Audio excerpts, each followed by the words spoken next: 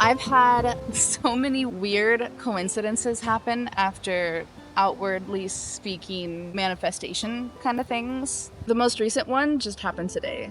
And a couple of weeks ago, I was talking to my brother and I was telling him how I missed having a mulberry tree in our yard because we grew up with a mulberry tree in our yard for several years and I just loved it so much. Some of my most fondest childhood memories was climbing that tree and gathering berries with my brother. And we lived in a totally different state. And so I came outside to do a little bit of cleaning outside, kind of take care of some of the plants, and I went to go grab this table because I decided I want to start journaling outside or having my coffee outside in the mornings to kind of get some peace. And so the chairs were over, let me show you.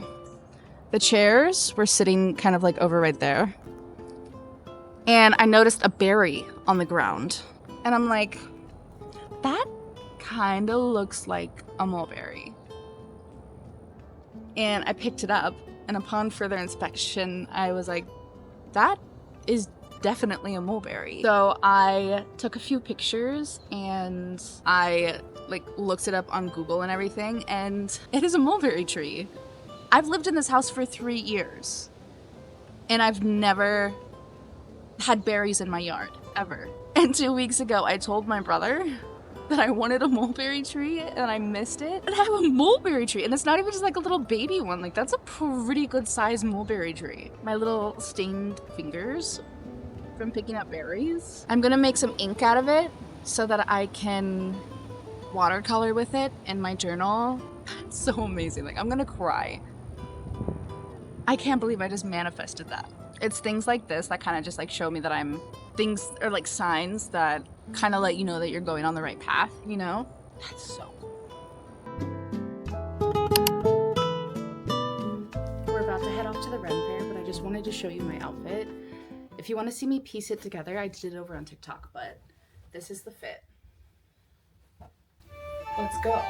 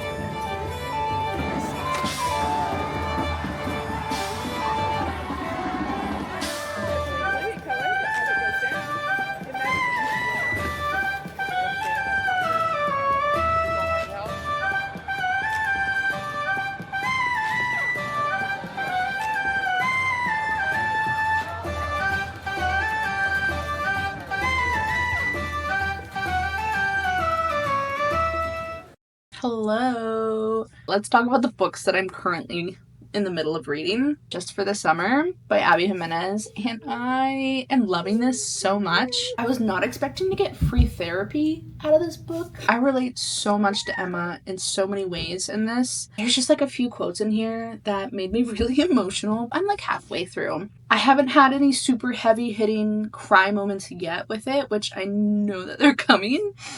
Okay, let me give you the premise of this first. So, Emma and her best friend Maddie, they are traveling nurses. Travel, I think it's like all over the US, possibly all over the world. They never stay in the same place for more than 6 weeks at a time. They end up looking at this Reddit thread online. It's an Am I the Asshole thread. And it is talking about how this guy named his ugly ass dog after his best friend, and everybody wants him to change it, but like he doesn't want to. Like, the whole thing that he starts talking about is that he's been coined as the good luck charm amongst all of his friends and like the dating pool, because the last 4 times he's been in a relationship with somebody, they immediately met the one, their soulmates, the people that they were going to marry, immediately after him. Emma has been having the same issue for like the last 4 months. She said it happened 7 times. Whatever relationships that she's been in, immediately after they broke up, they met the ones. They started talking to each other through DMs on Reddit and were basically like,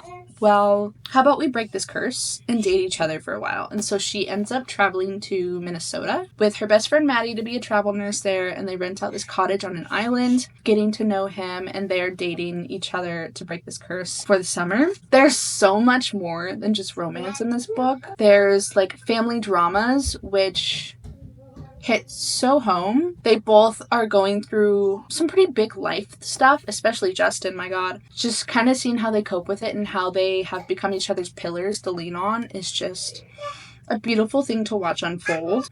The quotes in here so far about how Emma felt like she needed to be small and not need anything and to do well in school and like do her own laundry, make her own food, don't ask for anything, don't need anything, clean up after myself, and then be helpful, be invisible, be small, like as the eldest daughter really resonates. And that's what I mean is like, I know that this is gonna absolutely shatter my heart. I don't know if it has a happy ending or not. I really hope it does. Abby, please don't do this to me. I really like how they talk to each other and how they're so upfront and so real with one another.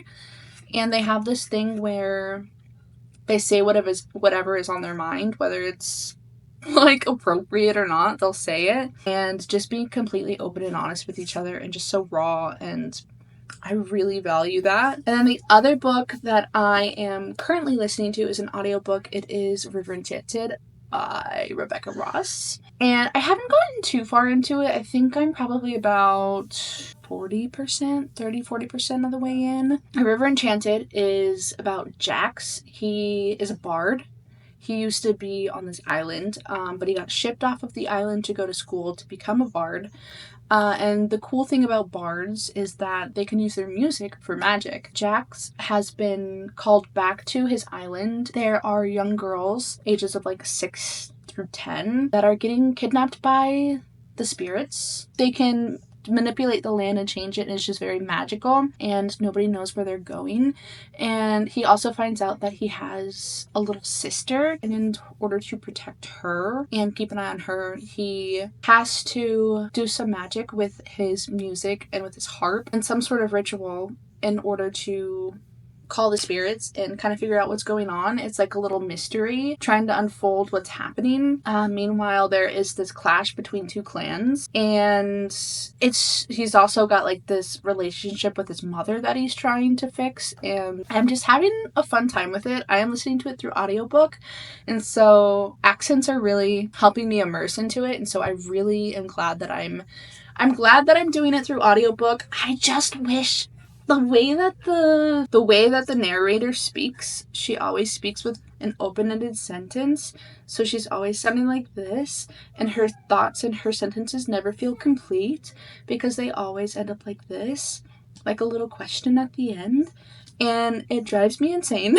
The only reason that I am continuing to listen to it through audiobook is because I just really love the accent. There's just really something about the accent that just really draws me in. I'm such a sucker. I'm only 21% in. My bad. I don't know. It's one that I've been wanting to read for quite some time now. Yeah, I'm probably gonna sit down for, what time is it? Oh, it's already 5 o'clock. Wait, damn, it's already 5 o'clock. I was like, I'll sit down and read a little bit. I got time.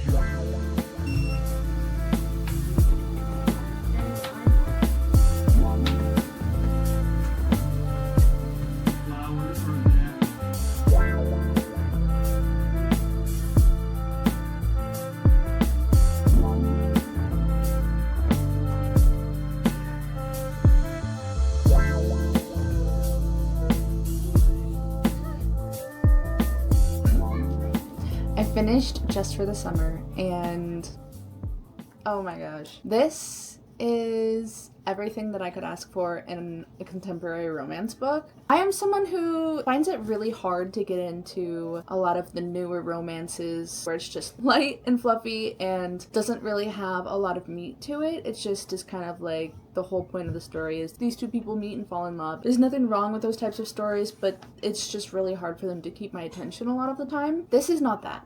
The story not only has that light and fluffiness, the fun banter, but it also has a lot of character growth and a lot of plot other than just the romance between these two characters. Justin is going through a situation with his family that is life-altering for him, as well as Emma is also going through something in her life with her mother that she's been battling with her entire life. These characters were made for each other. It is just so beautiful to see them grow, not only within the relationship, but both as individuals. Not only is there such a strong friendship bond between them, but also between Emma and Maddie. So this is my first Abby Jimenez book, so I really wasn't aware that going into this, that this is the third book in a series, but it can be read standalone. However, there are some characters that are introduced in this book that play big parts in other books. So I'm very eager to get back and go to the very first book, which is Part of Your World, and also Yours Truly. I've heard so many good things about Yours Truly. There's really good representation within a neurodivergent, oh my god, neurodivergent character. Oh, this book is amazing. I give it 5 stars. I don't have a single complaint about this book. The ending in it was not how I expected it to go at all. I was very relieved that the third act conflict actually had nothing to do with their relationship, really, and everything to do with outside factors and characters, and I think that was just such a nice breath of fresh air. I believe Abby Jimenez is very quickly going to become probably one of my favorite contemporary romance authors, and I'm just very eager to get into the other 2 books prior to this. It was light, it was funny, it had that very summery aspect to it. I didn't really tab all that much, but the things that I did tab, they hit hard.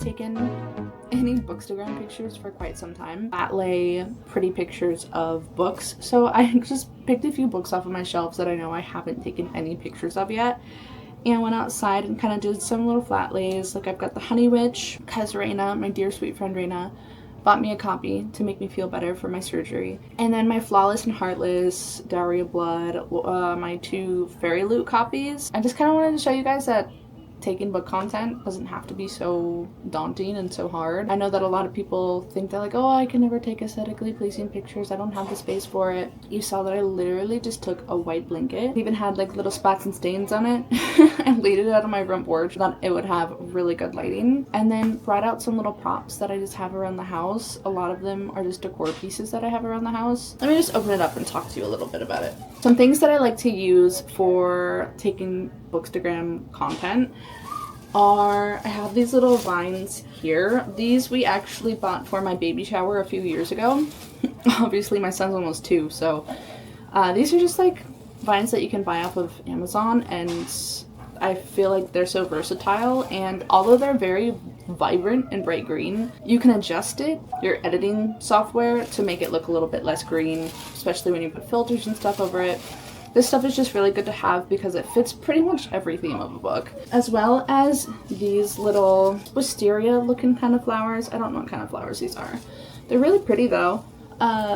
These are what we used for my baby shower sign, again, 2 years ago. And I bought them from Walmart, I believe. This is a little flower from a bouquet from when I was a bridesmaid in a wedding. Collecting things over time. It's not like I just went out and bought all of this in one day. In the fall time, I bought this for a vase, as home decor for a vase in my living room.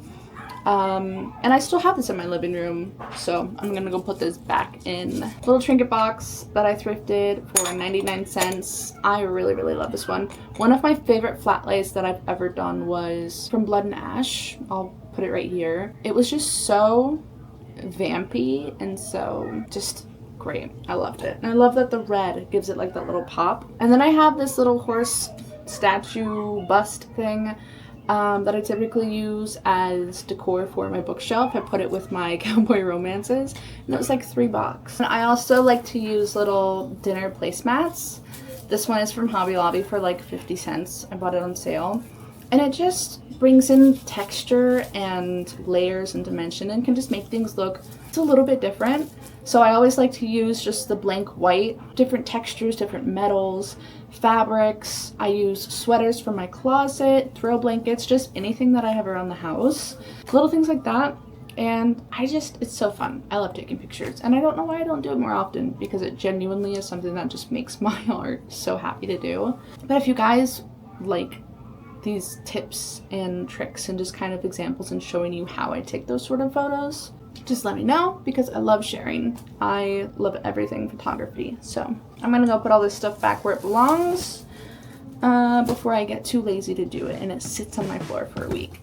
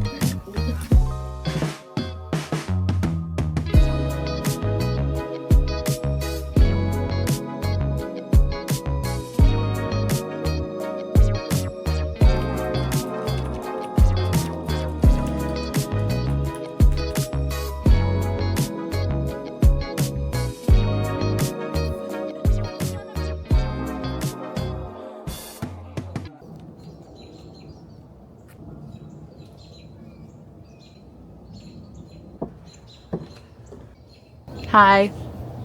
We are about to go to dinner for my oldest daughter's birthday. She's turning 7. God, I can't believe she's turning 7. So we're gonna go to this place called Bonzu. These amazing bento boxes. I will show you guys, but I figured I would show you my outfit because I am in love with it today. There's so much color, there's so much fun and funkiness to it that like I'm definitely stepping out of my comfort zone a little bit, and I just love it so much. So I figured I would show it to you. Excuse the background. It's just, it is what it is. It is what it is. So first off, these sunglasses, you'll never guess. Dollar Tree. I'll move you over here so it's a little bit better. The dress, I really like the patterns on it. It's got this beautiful print with these mustard yellow chunky heels from Old Navy. The bag is from TikTok shop actually. I typically don't use it, but I might start using it because I think this adds a little bit of something, you know? Let me get out of the sun. It is intense. Go eat there and then probably come back home and have some cake. My mom flew into town this morning. My mom and my sister, so they're here. And we spent the day prepping for birthday party stuff tomorrow. So it's having a My Singing Monsters birthday party, which I feel is pretty niche, but she loves it. And I love that she loves it. That's what we're gonna go do. And I'll probably pick up like a cake afterwards because we planned the cake for tomorrow, but didn't plan a cake for today. So we would like for her to have something to blow out on her actual birthday. So, do you want some more?